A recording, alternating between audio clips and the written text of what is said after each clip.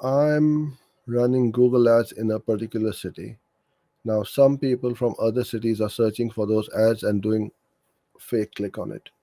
I've excluded all other cities, still, I'm getting clicks from those cities. Is there any way that my ads won't be visible to any other city except my target city? Well, I mean, if your ads are showing through in other locations, they might not be fake clicks because somebody was searching for that keyword, your ad popped up, and they clicked on it.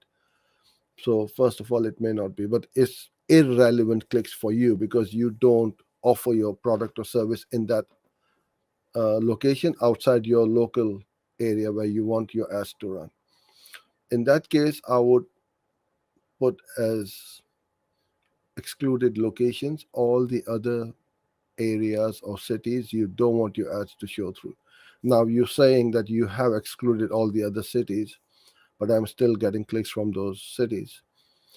So, if you have excluded and you're still seeing those clicks from outside of your location, get in touch with Google support and show them, look, I've excluded these. Why are you showing ads to people outside my location? And if there is something where it is Google's fault, then you will probably get the refund, but you will need to speak with Google about as to how your clicks are showing outside your location if you have excluded these.